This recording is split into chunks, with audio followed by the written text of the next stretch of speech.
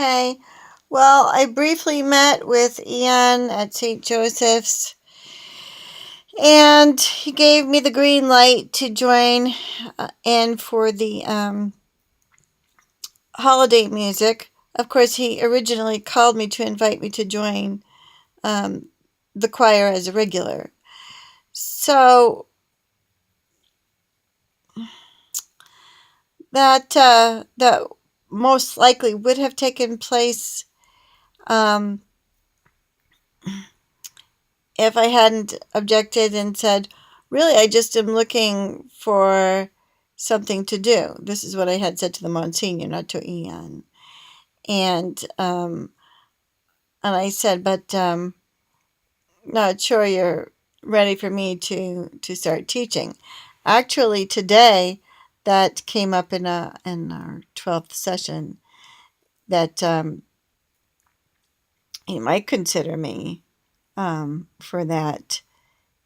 So I was surprised that he's um, acting in an affirmative manner that he actually would consider me for teaching CCD. Very surprised, pleasantly. So this Monsignor has a lot more confidence in me than any other priest I've ever met. But yeah, and well, I have a pre-existing relationship with the Monsignor. He um, he remembers me when I was taking care of a homeless woman, and probably sensed what I was doing when I was taking care of another elderly woman thereafter. So when I was taking care of the homeless woman, I was also taking care of basically a homeless little girl in the neighborhood. So I was like the neighborhood Medea, taking care of people. A middle-aged homeless woman that was handicapped, a homeless little girl in the neighborhood, um, because her mother was psychologically unavailable to her, and had quite a temper. And then down the road, taking care of a very elderly woman, like in her 80s, or no, very elderly woman. I think she was more like 90. Anyway, so he probably remembers me for good deeds, and the neighborhood Medea that I was, and after 8 years of singing in the choir thereafter, upon taking leave, may actually consider me as worthy of teaching CCD based on my history of good deeds. Um, Despite the fact, and he knows that I have borderline struggles in my prayer life. So he might not call it borderline because he knows me, kind of thing.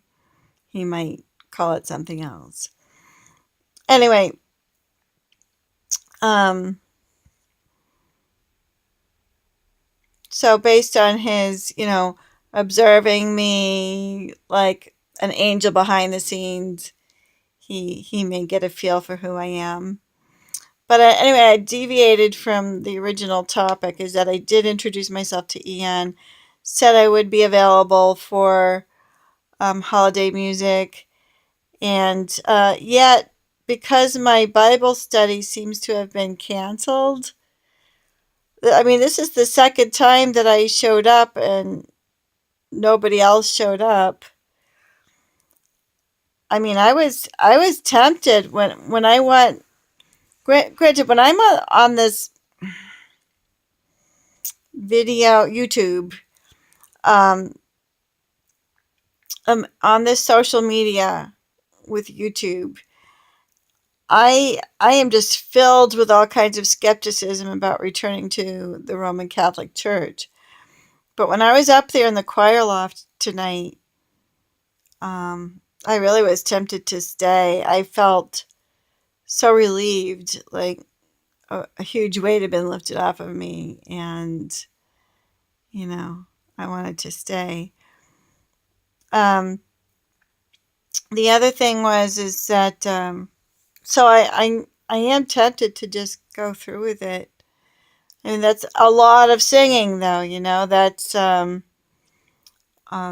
Tuesday in the chorale, Wednesday singing for um, the Protestants only holiday music, and now Eon is expecting me for only holiday music. Do I get my feet wet gradually, or do I stay for the whole thing? Um, if I have to wait for holiday music, knowing that this Bible study is just going to keep on standing me up, that's another 3 weeks in this chair on Thursdays with nothing to do. It's one thing to have to do this, to be stagnant in the summertime where it's too hot to step outside of an air conditioned room. But I can't take this anymore, just sitting here glued to YouTube social network. I mean, I did it for a year and a half, 24/7, just to wrap my head around what the alternative news was trying to suggest. But the fact of the matter is that even if this is all true concerning the alternative news about the Roman Catholic Church, and it most likely is because it's hit the mainstream news, um, and also that the clergy have admitted to it, and we're looking at mass resignations, etc., etc. I mean, and other things as regards um, the former administration, uh, that stuff actually hit mainstream news that was typically sympathetic toward the Dems in the White House. Um, anyway, despite all of this, especially in the church, um, the Monsignor is actually confident that the majority of priests are holy priests and are not um,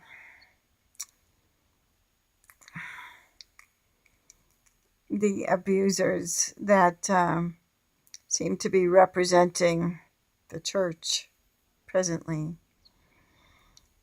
I don't know. The alternative news is pretty convincing, but you know what else is that um, the Third Secret of Fatima covers all of this, and says that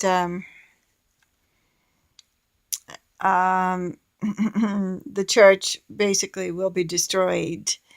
Now, um, the Monsignor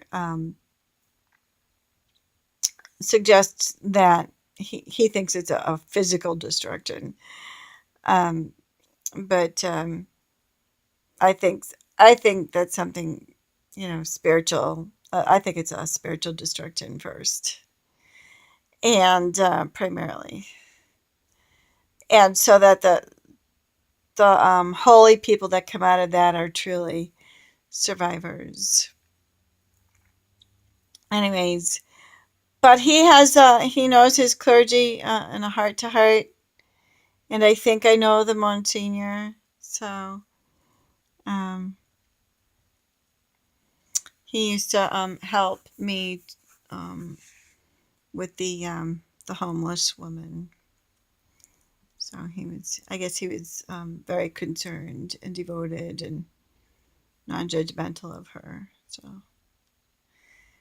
he's non-judgmental of me too. He's receiving me. I don't take second place with him. And I took second place with everybody that this uh, that was helping this homeless woman, with me, and they could have given a rat's ass about me and just like let her walk all over me, and they walked all over me, but the Monsignor doesn't, and he cares about me, seems. Well, yeah, Father Mark knew her too. Um, and maybe he had a heart for me, too, as a result. I always thought he did. I always felt like every sermon was about me. I mean,